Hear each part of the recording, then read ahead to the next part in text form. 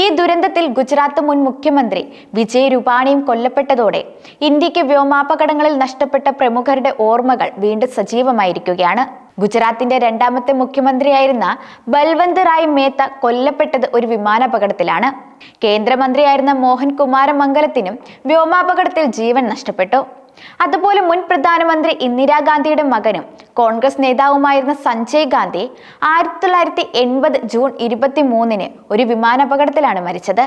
കൂടാതെ തെന്നിന്ത്യൻ സിനിമാ ലോകത്തെ ഞെട്ടിച്ച ഒന്നായിരുന്നു നടി സൗന്ദര്യയുടെ മരണം. ബംഗളൂരിനടുത്തുള്ള ജക്കൂരിൽ വെച്ച് അവർ സഞ്ചരിച്ച ചെറുവിമാനം തകരുകയായിരുന്നു. തരുണി സച്ദേവ് 2012 നേപ്പാളിലെ ജോസം വിമാനത്താവളത്തിന് സമീപമുണ്ടായ വിമാനാപകടത്തിലാണ് മരിച്ചത്. 1976 ആദ്യത്തെ മിസ് കേരളയായിരുന്ന നടി റാണി ചന്ദ്രയും റാണിയുടെ ഡാൻസ് ട്രൂപ്പ് അംഗങ്ങളും ഉൾപ്പെടെ 89 യാത്രക്കാരും വിമാനാപകടത്തിലാണ് മരിച്ചത്. ഇന്ത്യയുടെ ആദ്യ സംയുക്ത സൈനിക മേധാവിയായിരുന്ന ജനറൽ ബിപിൻ റാവത്ത് ഹെലികോപ്റ്റർ അപകടത്തിലാണ് മരണപ്പെട്ടത്.